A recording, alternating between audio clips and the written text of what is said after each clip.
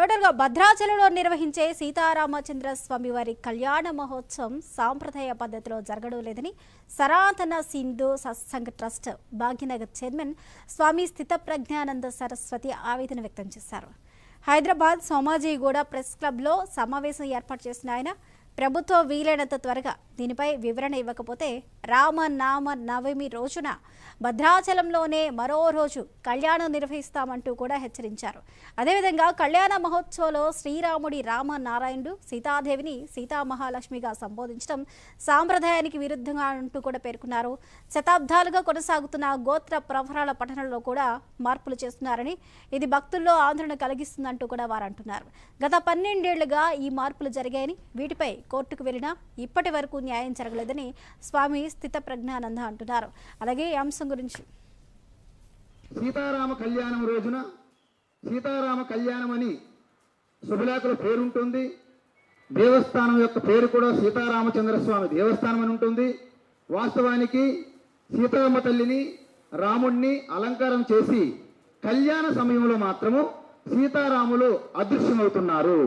లక్ష్మీనారాయణులు అంటే రామనారాయణుడి పేరుతో లక్ష్మీనారాయణ కళ్యాణం జరుగుతుంది. అంటే లక్ష్మీనారాయణ యొక్క గోత్ర ప్రవరులు నామధేయములు కూడా మార్చబడుతున్నాయి. అందువలన మరుసటి రోజు మళ్ళీ శ్రీరాముని యొక్క పట్టాభిషేకం జరుగుతుంది. ఎంత విచిత్రము చూడండి, విడ్డూరం. ఇది రామ అపచారంగా పరిగణించబడుతుంది. అయితే ఇది ఎప్పటి నుండి జరిగింది? రామనారాయణుడు నామధేయము ఈ పేరు మార్చడం అనేది గత 12 సంవత్సరాలు అంటే 2012 నుండి మాత్రమే ఈ పేరు మార్చడం జరిగింది. అయితే ఈ సీతారామచంద్ర స్వామి దేవాలయంలో ఎప్పుడైతే అక్కడ గోత్రనామాలు ప్రవరులు మార్చేశారో అక్కడ సీతారామచంద్రులకి ఘోర అపచారము ఘోర అవమానం జరుగుతుంది. దీనిపైన అనేక మంది అంటే ఒక దేవాదాయ శాఖ అధికారులని అదేవిధంగా ప్రభుత్వ సలహాదారుల్ని అదేవిధంగా ఎంతో మంది అధికారులు సంప్రదిస్తే ఎటువంటి ప్రయోజనం లేకపోగా అది కోర్టును ఆశ్రయించవలసి వచ్చింది. సో కోర్టులో కూడా ఇది ఎప్పుడైతే జడ్జి గారి దృష్టికి వెళ్ళిందో సింగిల్ జడ్జి గారు వారు కమిటీ వేయమని 5గురికి కమిటీ కోసం ఆదేశాలు జారీ చేశారు. ఆ కమిటీ 2024లో ఏప్రిల్లో ప్రారంభమైతే 3 నెలల్లోగా కమిటీ రిపోర్టు సమర్పించమని అడిగారు. అదేవిధంగా ఆ కమిటీలో ఉన్నటువంటి ముఖ్యులందరూ కూడా 5 కమిటీ సభ్యులు భద్రాచలం వెళ్ళి స్వయంగా భద్రాచల ప్రాంత పరిరక్షణ సమితి వారైనటువంటి శంకర్ రెడ్డి గారు అదేవిధంగా రామాయణ శర్మ ఇలా ఎంతో మంది పండితుల్ని భక్తుల్ని కలిసి వారి యొక్క వివరాలు అన్ని కూడా రికార్డ్ చేయడం జరిగింది. ఆ కమిటీని పూర్తిగా ఓకే చేసి ఫైనల్ చేసి 2024 జూన్ 20వ తేదీన దేవాదాయ శాఖ ప్రిన్సిపల్ సెక్రటరీ గారికి సమర్పించడం జరిగింది. నేను ఈ మధ్యనే వారితో మాట్లాడాను. పర్సనల్గా వారందరితో మాట్లాడితే వాళ్ళందరూ కూడా జూన్ 20, 2024న ఆ కమిటీ రిపోర్ట్ దేవాదాయ శాఖ ప్రధాన సెక్రటరీ ఎవరైతే ఉంటారో ప్రిన్సిపల్ సెక్రటరీ గారికి సమర్పించడం జరిగింది. అయితే ఇప్పటికీ 21 నెలలు అయినప్పుడు కూడా ఆ రిపోర్టుని హైకోర్టుకి ఎందుకు సమర్పించడం లేదో ఏమి కారణాలు తెలియడం లేదు. అయితే ఇప్పటికీ సమర్పించకపోవడం వలన దానిపైన కోర్టు ధిక్కారం కేసు కూడా వేయడం జరిగింది. తర్వాత లీగల్ నోటీసులు కూడా ఇష్యూ జరిగాయి. అయినప్పటికీ కూడా ఈ యొక్క ప్రభుత్వం కానీ అధికారులు కానీ ఎందుకు ఇంత నిర్లక్ష్యం చేస్తున్నారో ఎందుకు ఏం జరుగుతుందో తెలియడం లేదు. ముఖ్యంగా భద్రాచల క్షేత్రంలో అర్చకులు ఎందుకు మార్చారు, ఏంటి అంత అవసరం వచ్చింది? ఒకవేళ మార్చితే సీతారామచంద్రస్వామి దేవస్థానం పేరు కూడా మార్చాలి. వాళ్ళు మార్చట్లేదు. నిన్న ఉగాది రోజున ముఖ్యమంత్రి గారిని గౌరవ ముఖ్యమంత్రి గారిని ఆహ్వానించారు సీతారామచంద్రస్వామి దేవస్థానంకి. ఆహ్వానిస్తూ సీతారామచంద్రస్వామి అని అదే చెప్తూ సీతారామ కళ్యాణం జరుగుతుందని చెప్తూ ముఖ్యమంత్రి గారికి కూడా మోసం చేస్తున్నారు. అవన్నీ ప్రూఫ్లు మన దగ్గర ఉన్నాయి. అదేవిధంగా ఇంతకు ముందు శుభలేఖలో 3 మంగళసూత్రాలు కంచర్ల గోపన్న రామదాస్ గారు పెట్టారు. ఏంటి? ఒకటి జనక మహారాజు తరఫున, ఇంకొకటి దశరథ మహారాజు తరఫున, ఇంకొకటి 50 మంది భక్తుల తరఫున.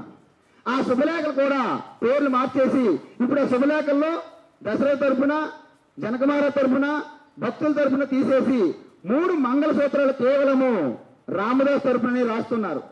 అదేవిధంగా పేరు మారుస్తున్నారు, ఒక్కొక్కటి అక్కడ నుంచి తీసేస్తున్నారు. ఒక క్రమంగా, ఒక ప్లాన్ ప్రకారం, ఒక ప్రణాళిక ప్రకారం అక్కడ రామదాసు కట్టించినటువంటి రామాలయం సీతారామచంద్ర స్వామి దేవస్థానం మెల్లమెల్లగా క్రమక్రమంగా లక్ష్మీనారాయణ స్వామి దేవస్థానంగా మార్చడానికి చేస్తున్నటువంటి ప్రయత్నం ఇది అందరికీ తేటబెల్లమైంది. రామదాసు సాక్షాత్తు దశరథ పుత్రుడైనటువంటి సీతారాములకి గుడి కట్టారు. అది జరగాలి. ఒకవేళ ఇది జరగకుండా, ఎటువంటి ప్రకటన ఇవ్వకుండా ఉంటే మేము ఖచ్చితంగా అదే భద్రాచల క్షేత్రంలో అదే రోజున సీతారామ కళ్యాణం అనేది యథార్థంగా, ఆనవాయితీగా, సంప్రదాయబద్ధంగా వస్తున్నట్టుగా అక్కడ నిజమైనటువంటి కళ్యాణం చేయడానికి సిద్ధపడుతున్నాం. ఇంటింటికి, గడప గడపకి వెళ్ళి సీతారామ కళ్యాణం చేయాల్సిందిగా పాదయాత్ర కూడా చేసి ప్రతి ఒక్కరికి ఇక్కడ జరుగుతున్నటువంటి అవమానము, అపచారము తెలియజేయడానికి మేము అంత సిద్ధంగా ఉన్నాం. ఒక రామదండుగా, ఒక రామ వానర సేనగా కదిలి భద్రాచల ప్రాంతంలోనే అదే రోజు శాంతయుతంగా నిరాహార దీక్షలు చేస్తాం, శాంతయుతంగా పాదయాత్ర చేస్తాం. శాంతియుతంగానే అక్కడ సీతారామ కళ్యాణం, నిజమైన సీతారామ కళ్యాణం అనేది అక్కడ జరిగి తీరుతుంది. కాబట్టి ఇప్పటికైనా 24 గంటల్లో ప్రభుత్వం నుంచి, దేవాదాయ శాఖ నుండి, ఆ యొక్క దేవస్థానం నుండి ఒక ప్రకటన రావాలి. సీతారామ కళ్యాణం రోజున సీతారామ కళ్యాణం అని శుభలేఖలో పేరుంటుంది. దేవస్థానం యొక్క పేరు కూడా సీతారామచంద్ర స్వామి దేవస్థానం అని ఉంటుంది. వాస్తవానికి సీతారామ తల్లిని, రాముణ్ణి అలంకారం చేసి కళ్యాణ సమయంలో మాత్రము సీతారాములు అదృశ్యమవుతున్నారు. లక్ష్మీనారాయణులు అంటే రామనారాయణుడి పేరుతో లక్ష్మీనారాయణ కళ్యాణం జరుగుతుంది. అంటే లక్ష్మీనారాయణ యొక్క గోత్ర ప్రవరులు, నామధేయములు కూడా మార్చబడుతున్నాయి. అందువలన మరుసటి రోజు మళ్ళీ శ్రీరాముని యొక్క పట్టాభిషేకం జరుగుతుంది. ఎంత విచిత్రమో చూడండి, విడ్డూరం. ఇది రామ అపచారంగా పరిగణించబడుతుంది. అయితే ఇది ఎప్పటి నుండి జరిగింది? రామనారాయణుడు నామధేయము ఈ పేరు మార్చడం అనేది గత 12 సంవత్సరాలు, అంటే 2012 నుండి మాత్రమే ఈ పేరు మార్చడం.